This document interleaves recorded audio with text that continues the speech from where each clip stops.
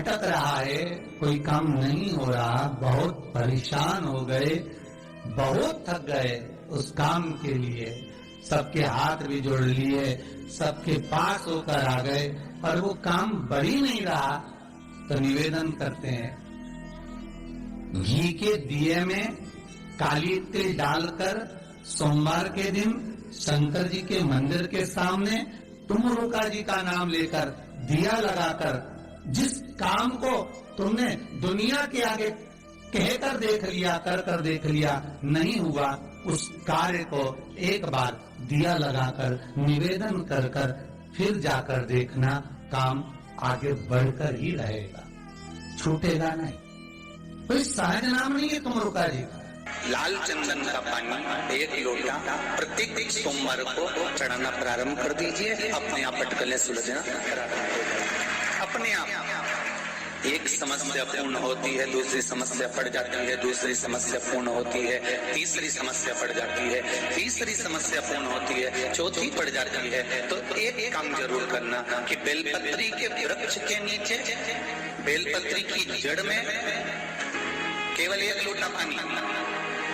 और उसमें भी क्या डालना है आपको, जम के बोलिए जरा, लाल चंदन, इससे ज्यादा और कुछ। जिनके नयनों में नंबर बढ़ते चले जा रहे हो, चश्मा उतर नहीं रहा हो, दूर का नहीं दिखे, कहीं किसी को पास का नहीं दिखे, रहते हैं। तुलसी की जो डंडी होती है, तुलसी जैसे बेलपत्र की जो ये डंडी है, ऐसे ही तुलसी का जो पत्ता होता है, उस पत्ते की जो डंडी होती है, उस डंडी को चंद्रमा को देखा जाता है, उस डंडी की जो कोर होती है, उस कोर को दृष्टि से मिलाया जाता है। शरद पूर्णिमा की रात्रि ठीक 12 बजे आप चंद्रमा की, जैसे चंद्रमा का भाग, उस चंद्रमा के भाग को आप उस डंडी के भाग से निहारने का प्रयास करिए। हमारे घर में आई है, घी का दिया लगाई है, उस घी के दीप को लगाने के बाद पूर्णिमा के दिन उस पर एक प्लेट थोड़ी तिरछी कर रख दो, जिससे उसकी कालोच, काय की, उस दीप की, घी के दीप की कालोच उस प्लेट पर आ जाए। थोड़ी सी कालोच ले लीजिए, 5-10 मिनट में आ जाएगी। उसको गाय के घी में मिलाकर आंखों में सुरमा लगाकर रात्रि को सो जाइए। 3 दिन बाद आप महसूस करेंगे कि नेत्र की ज्योति बढ़ना प्रारंभ हो रही है। नेत्र की शंकर भगवान की प्रियता बेलपत्र, पहले भी कथा में कहा, फिर कहते हैं, जिस व्यक्ति के जीवन में धन, संपदा, वैभव, सत्ता, लक्ष्मी की थोड़ी भी कमी दिखती हो, उसको बेलपत्री के वृक्ष का पूजन चालू कर देना चाहिए। जाओ सोमवार के दिन बेलपत्र वृक्ष के नीचे जल चढ़ाकर, जल का सिंचन कर कर, उसी बेलपत्र के नीचे शाम के समय पर, संध्या काल में, प्रदोष काल में भगवान देवाधिदेव महादेव गौरी शंकर का स्मरण करो। बेलपत्र की जड़ की ओर, बेलपत्र की तना की ओर, बेलपत्र के वृक्ष की ओर तुम्हारा मुख हो, कोई आसन नहीं, कोई आसन नहीं, केवल बेलपत्र के वृक्ष की ओर तुम्हारा मुख हो। जहां बेलपत्री का वृक्ष है उसके नीचे बैठकर, उसकी छाया में, उसकी ओट में पंचाक्षर मंत्र नमः शिवाय, या फिर षडाक्षर मंत्र ओम नमः शिवाय, या फिर श्री शिवाय नमस्तुभ्यम का स्मरण कर कर अपने हृदय की बात गौरी शंकर से, महादेव से कहे। शिव महापुराण की कथा कहती है, 7 दिनों में एक दिन सोमवार का ऐसा होता है जिस दिन 33 कोटि देवी देवता बेलपत्री के वृक्ष के नीचे बैठकर भगवान शंकर और पार्वती का स्मरण करते हैं, और शिव पार्वती उनकी झोलियां खुशियों से भरते हैं। देवता भी जिनका भजन कर रहे हैं वो बेलपत्री के वृक्ष के नीचे। लक्ष्मी, मां लक्ष्मी भी बेलपत्र के वृक्ष के नीचे निरंतर विराजमान होती है। आप लोगों से एक निवेदन और करना चाहेंगे, ये मनुष्य का शरीर जब तक रहे,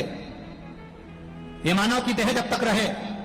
जिंदगी में एक बेलपत्री का वृक्ष अपने रहते रहते